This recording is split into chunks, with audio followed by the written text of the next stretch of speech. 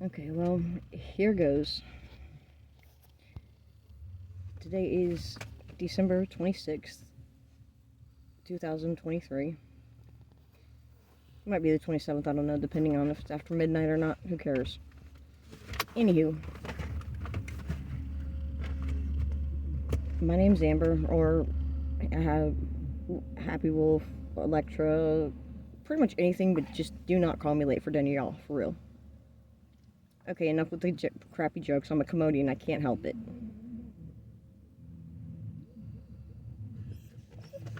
I am living in Austin right now, if that's what you want to call it, living, at the age of 41. I am homeless. I have 3 amazing dogs that stay with me, that absolutely love me, and I love them, even though they sometimes drive me crazy and want to make me put my head through the wall. Anywho,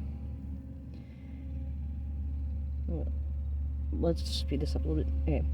Childhood normal, pretty much, aside from the fact that I was adopted. My mom, the woman that raised me, was born with a disease that affected her immune system, so she couldn't have kids of her own. And fast forward 2 years, I come into the picture. Another 2 years after that, adoption's official. Alright, well, adoption was explained to me, and then I felt like, okay, well, wait a minute, how could somebody just throw me away like that? And try hard, like my mom did try to explain to me that being adopted wasn't being thrown away, but it was being chosen.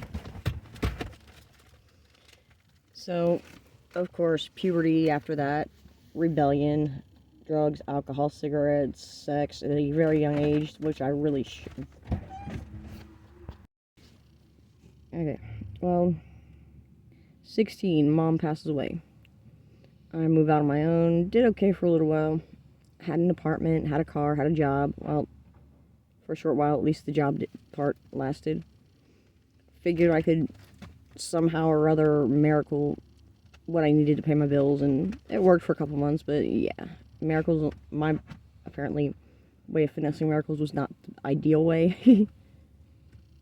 And long story short, lost the apartment.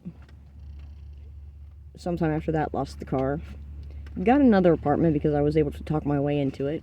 Left that apartment because the guy was a total creep. And then pregnant. And forgot to mention that part. My son, my firstborn, when I was 18. By the time I was 21, I had 3 kids. 1 boy, 2 girls. By the time I was 20... Before I was 30, I had given birth to 6 children. Only 1 boy. The rest were girls. My youngest had passed away at birth, so there are still 5 wonderful, beautiful, healthy children that, as a mother, as a woman who thought that she found herself a good man, got married, and then at the age of 4, my second to youngest child tells me that he had been inappropriate with her. I decide to give my kids up for adoption in order to protect them to a friend.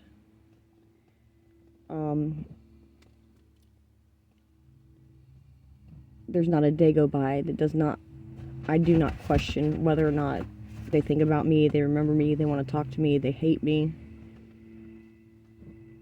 I just hope that they understand I did what I did to protect them, and it was the best thing I could have ever done for them, because I couldn't give them the life that they deserve.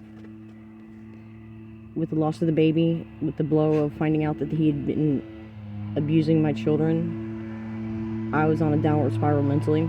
My doctor had me on a lot of medications, barbiturates and narcotics, because of, well, barbiturates obviously from the trauma of finding this out, and of course, the second youngest child ended up being institutionalized for 7 months. Poor baby. And his rights were terminated, thank God. And they are safe. As far as I know, they are safe. I hear occasionally about them.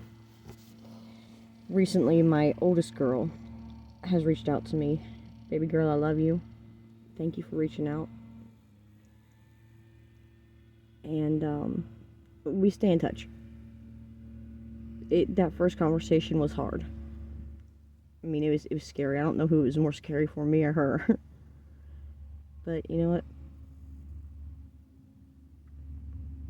I'm glad she called, and I'm glad that I was able to tell her my side of what happened and answer the questions that she had. I guess this is just a side note, ladies, gentlemen. If you have kids that you've either had stripped away from you by children's services, family members, or given up for adoption and wonder, if you did it for the right reasons, which I'm pretty sure, I have faith that a lot of the ones who have given their children up for adoption did it for the right reason. Because they weren't ready, because they didn't feel that they were in a position to take care of the kid or give them the best life possible, or whatever your reason being. If the child was from an unfortunate circumstance, you decided to give the child a chance at life anyway, thank you. And thank you to those who have taken in these children who really need you. Adoptive parents are miracle workers, and it takes a lot. Because I know I said some really harsh things to my mom and dad. So, yeah, fast forward a couple months, I decide that I'm going to take up train hopping. As in, jumping on the back of, like, Union Pacifics or Norfolk Southern trains and going across the country. I have successfully went across the U.S. 5 times on the back of the freight trains. And it's amazing. Children, do not try this. It is retarded. Stupid. Big mistake. You can get killed, hurt, maimed, it's bad stuff to do. Okay, repeat. Do not make that mistake. Do not repeat my stupidity. Please. Do not take it that I am encouraging that at all. Okay, let's get that out of the way now. Presently, I am in Texas because, oh yeah, did I mention 3 failed marriages? First one, 4 days, annulled, found out he was using heroin. Second one lasted a good little bit longer. That was the one that I mentioned about inappropriate. Number 3, oh, that was a disaster. I'd run across the country twice, trying to get away from him. Finally hid in Texas for literally 30 days before he found me. 2 years of suffering, misery, and a bunch of crap after that. And finally he meets this other lady, and she gives him a taste of his own medicine. Girl, you are the bomb for that. Thank you. Well, since then, him and I have been at least able to be cordial with each other. And all the while, you know, I'm not going into too many details because, I mean, I'm already rambling on. And I've got plenty of time to tell everything about everything if y'all want to know. So, the entire time, up until about 17 years ago, I kind of doubted God, because, you know, how could he take my mom? How could he take my kid? How could he do this? How come I can't? Why am I doing what? Why didn't he keep this from happening? Why did he make that happen? Until one day, I wake up, the house I was living in was completely in flames. I mean, I'm talking about completely in flames.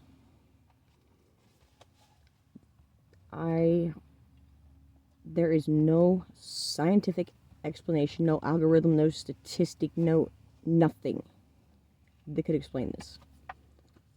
I got out of that house without a single hair on my body being touched by that fire. I didn't even feel the heat of that fire. that was my aha moment that God is real and God has a greater purpose for me.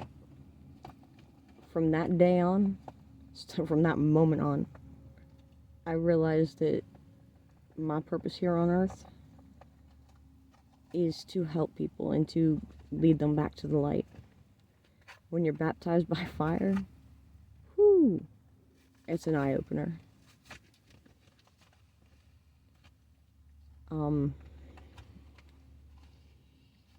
Sorry, back, forth. Anyway, let's stay focused here. So, yeah, that was about 2 years before I took off to Texas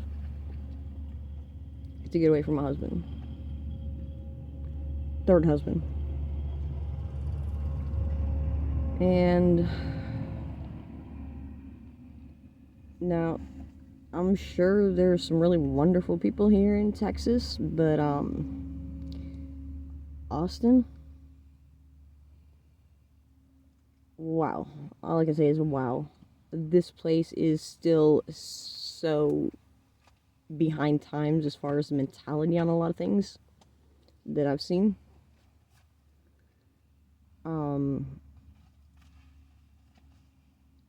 have been through more BS here than anywhere else I have been in the United States. And I have been to all 48, I believe, of the continental U.S. states. And also, as a child, I had the pleasure of visiting the beautiful Guadalajara, Mexico, when it was still just a little one-horse town. It was beautiful back then. I don't know what it's like now, but I had some friends that gave me that experience. Okay.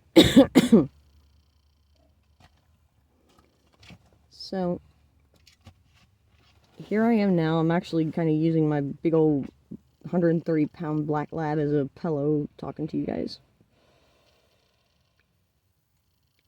If any of this sounds intriguing to you, interesting to you, want to hear more, comment, smash that like button. Man, YouTube should put a little finger button up there or something just to tell you, in case, you really want to be brutally honest and tell that person to F off. Anyway, I'm going to close this out saying this. They say try to walk a mile in another man's shoes before you judge them. Well, I got a little bit better advice than that. Before you try to walk a mile in that person's shoes, see if you can even fit into them. Because it's probably not going to fit. It's going to be pretty hard to walk. Because you were made to be you. And you were made to do the things that you do. And what you do is what you're supposed to be doing. As long as you understand that your purpose is nobody's purpose is to ever hurt anybody. Or to cause negativity or suffering to anybody. Do not judge another man, woman, person, entity, whatever. Don't judge somebody before you know them. Don't judge them when you know them. Because if you try to wear that person's shoes, you're going to trip, fall, and bust your head. And then you're going to look real stupid. It's kind of how you look when you judge people. Same way with this other person. Like, nobody can do what you can't do what they do. They can't do what you do. So why try? Accept, learn, embrace, grow. That is what life, to me, really is about. God bless y'all. I hope y'all have a wonderful life. Yeah. New Year's.